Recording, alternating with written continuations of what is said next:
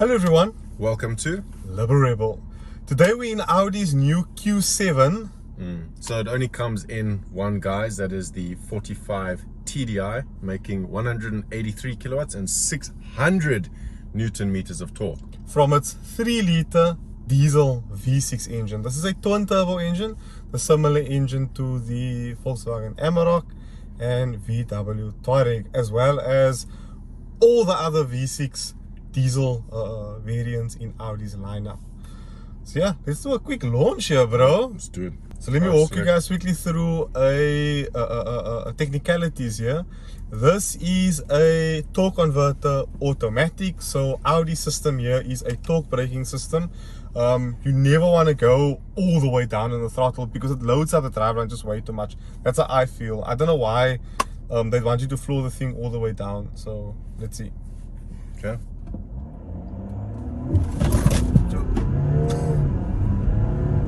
Yo. That initial burst was quite impressive, and then it that's the torque. That's Yeah. 600 Newton meters torquing over then there, it bro. tapered down a bit. Yeah. But that's really impressive for something this size. No, that's like hot hatch. It's hot hatch figures. Yeah. For a big SUV monster. And I mean, you're doing 8.4 to the 100 here. Yeah. No, well, that was averaging on the highway, to be fair. But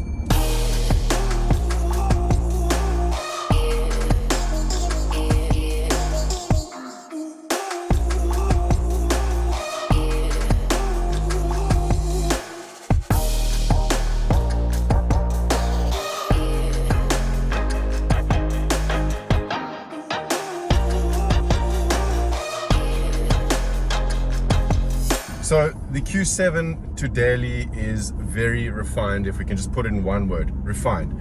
This thing is a kilometer eater. This is something you take your family on long trips with in not even relative comfort, in complete comfort. I mean, this one has the optional extra. It's got the air suspension. It just feels like you're driving a cloud around, honestly. You cruise through the undulations, the bumps. We're on Malangshoogte now, and this is notorious for like the little like stipples on the road, and we're just floating over them. Yeah. I found the suspension in comfort mode a little bit too ponderous for my liking. I agree, it feels wafty. Yeah, the waftiness kind of led me to a bit of like motion sickness. Like, feel that we just like bounce. But it floats, yeah. Nothing wrong with it. I think that the target market for this car is simply going to love that about the Q7. I think it's great. My dad will probably love this thing as well.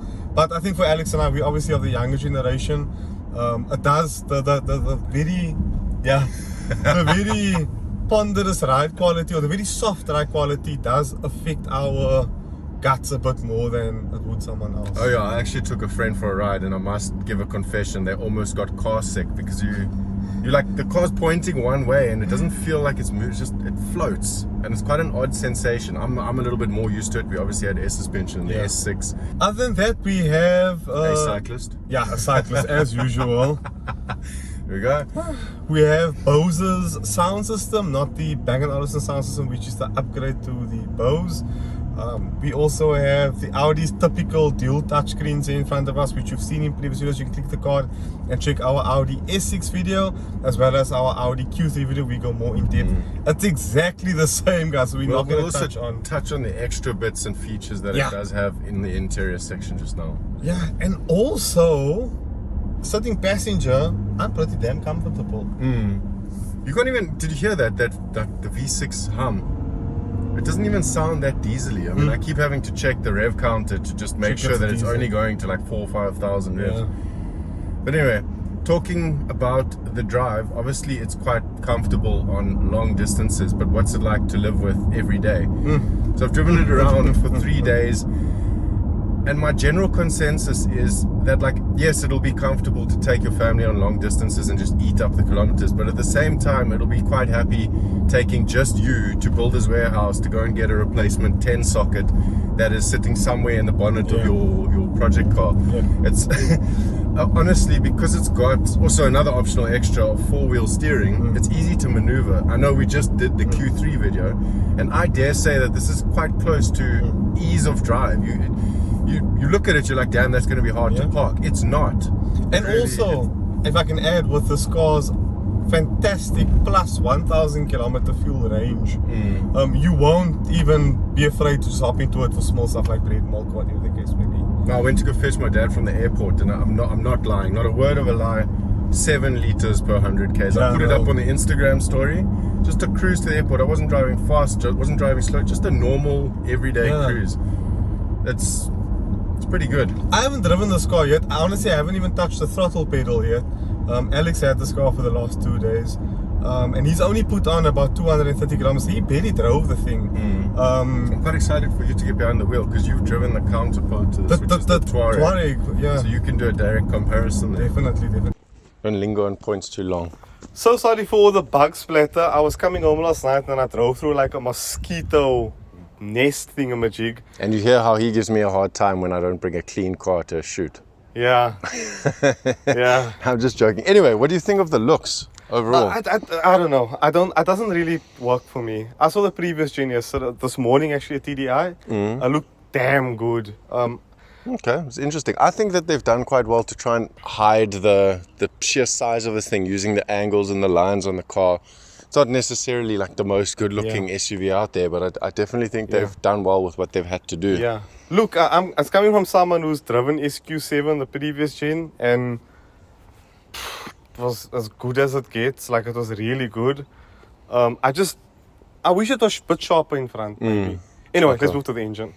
Just before we go to engine, we've got the Matrix headlamps and the vertical 6-slat grille that you guys are probably familiar with by now. And also adaptive cruise control. So this is the same power plant you find in the brother or sister company VW, the Touareg and the Amarok. They use it in quite a few cars actually. I think the A8, the Porsche diesels is all this power plant, and I think it's a 3-liter 6-cylinder, 183 kilowatts, 600 newton meters of torque. So definitely, and technically an overboost function.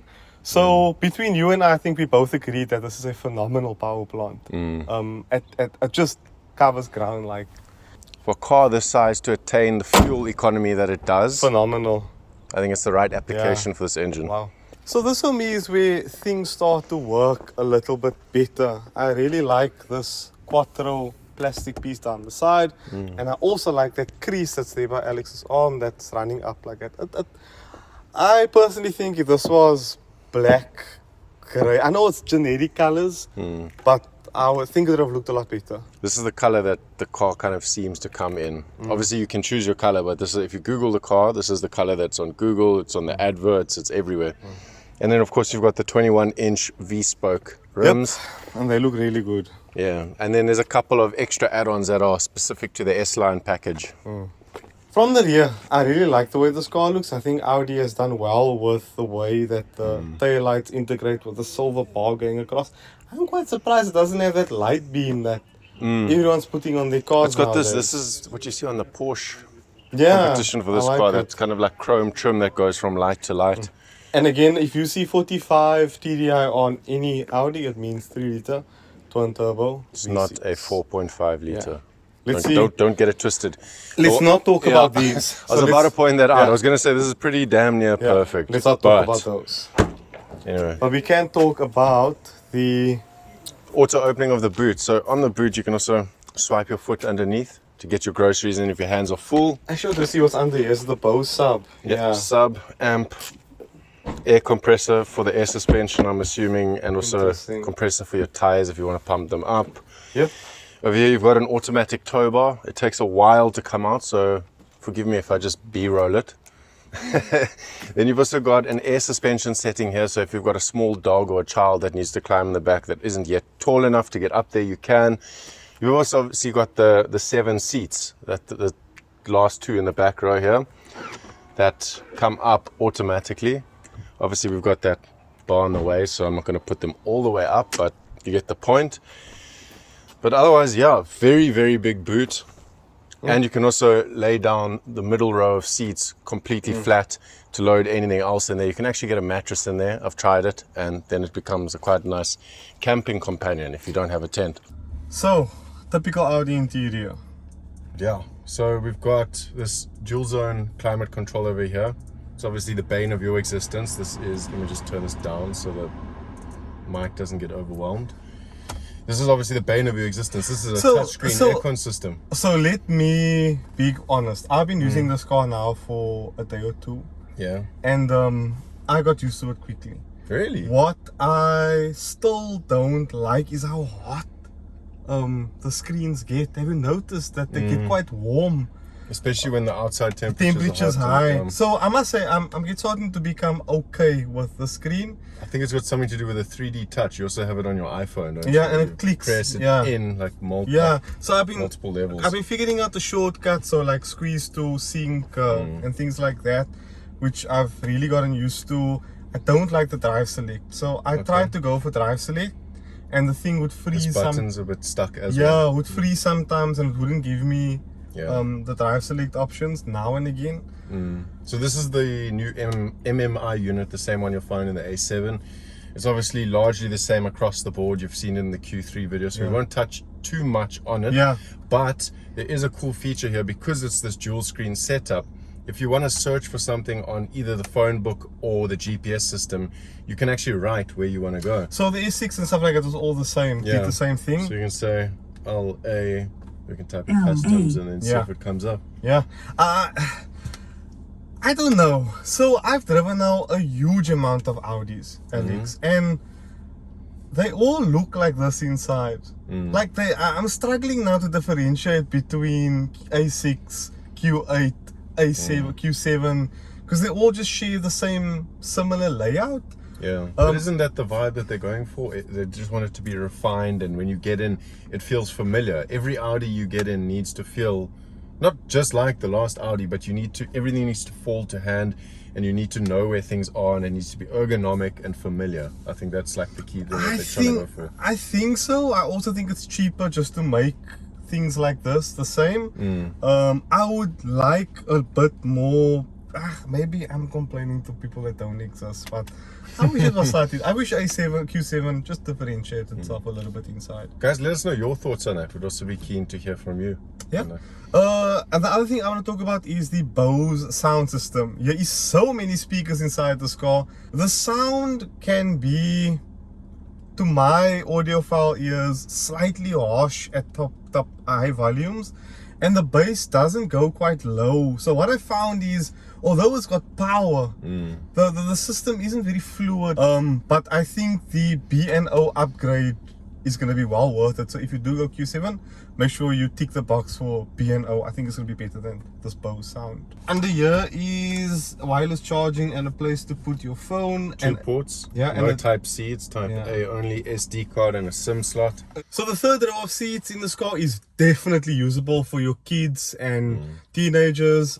You obviously a bit taller. No, my head touches the top, but it's not unbearable. But it's you're a bad example because your head is averagely a lot bigger than someone else's, whereas I'm a lot better, proportion. You've roasted me in every single video so far. In proportions or perspectives, I'm much better proportion, and I fit actually quite well at the back. My head didn't need the seating. Is this the roast of Alex Ferguson, or is this the review of the Let's be climb behind the driver's side of the car. We still haven't done the back. So the back row is like all these cars nowadays, like a freaking limousine.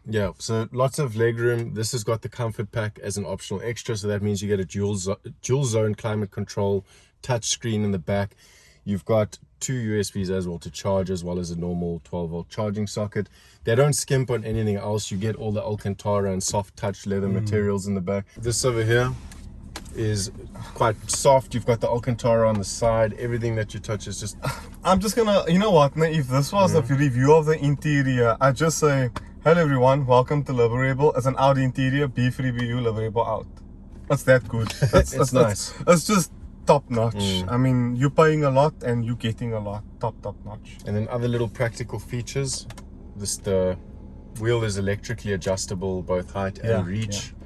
Slow to move with the initial press of the button. So you press it and think, oh, why is it not moving? And click, and it doesn't move. But it does help, especially for the larger folk. I can imagine if you've got a bit of a tummy and you're trying to get out. Like, I'm not trying to be rude, but like the steering wheel does, as soon as you open the door, push itself forward. And considering we both not the fittest icons. Myself, much better shape than Alex. So yeah, I think let me hop behind the wheel and see what the Q7 is like. Right behind the wheel of the Audi Q7 TDI, and it does that typical thing that these modern cars do nowadays, which is have this effortless way it moves forward. Feels like the bearings, I've always said this in videos, which when I get this feeling, aren't touching any material, any surface. Like there's air between the bearing parts, so just as this good analogy. You know, this synergy moving forward, it's really a nice feeling. I really get this feeling, and I only get this feeling in BMW's X5, which this car's also competing against, and I have driven that. I will say that the Touareg has more Joanna Vive inside, even though it has a Polo Vivo steering wheel. And yeah, the BMW X5 again just feels a lot more angry, a lot more, you know, for me it also looks a bit better. I think it's more of like a driver's car on the whole. Yeah, like a proper sports SUV. You know, but there's definitely a market for this thing, because some people who have the money to spend on an SUV like this want that Audi, I don't want to say understatedness, just this car's a little bit more subtle. Very much agree with you. It's quite quick. It's a V6 diesel. You've got that get up and go from low RPM. Let's see, let's put it into the dynamic setting, and I'll put it into the manual mode to use the pedals. But it makes zero noise when it pulls off. It just kind of goes about its business properly and efficiently with no fuss. Look guys, please, no one is going to drive the Q7 quickly like this around corners. I just want to feel what the chassis can do when it is pushed a little. So let's have a look. It's not going to hurt anyone. Just the camera gear in the back. Yeah. Let's hope your things are buttoned up there at the back. Oh, the steering wheel feels strange. Got a little bit of unnatural weight they added to the steering wheel. But this diesel engine, typical. The still the V6 twin turbo pulls so hard. I really like this engine. Really like this engine. There's obviously a lot of electronics at play that we aren't actually aware of that are helping keeping this on the road, because it's almost like a 2-ton monster. It's not designed to be thrown around corners. Not at all. Can you feel? By the way, can you feel the 4-wheel steer? I can. Can you feel that? I can, because the back rotates. It doesn't just like lean. It's very odd. This engine is so good. I've always been mesmerized by this engine, and this performance as well is quite. I will say the car feels a lot more muted than the sister car, which is the VW Touareg. The Touareg felt a lot more angry, a lot more get up and go. And I do love that car, but this car also feels, it's got that same just powerful feeling. I'm impressed. It's obviously not a track star, but at the same time, you're not going to fall off a corner. Yeah. I like it more than I thought I would. Would I have it over the VW? Okay, before I ask that, Alex, what does this thing cost? So this is 1.366 million. Without spec. That's not bad. There is a step up where it's S-Line, and then this one also has the comfort package as an optional extra. I will say this car feels a lot more exclusive than the Touareg. The Touareg just feels, you know, it feels special, but it's a VW. There's nothing wrong with that. As you guys know, I absolutely love that thing.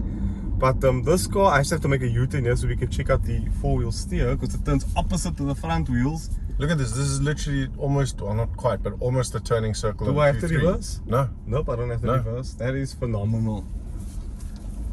So yeah, as it stands, Touareg was about the same price. X5 is more expensive. You also have GLE from Merc that this competes against. No, just no. That thing feels like a no. The interior of that car just it doesn't do it for me. And it looks amazing, but it just doesn't feel nice. This feels like goddamn. Anyway, guys, I hope you all enjoyed this video, and I hope we covered everything you wanted us to cover. If you have any other lingering questions, feel free to comment down in the description box below.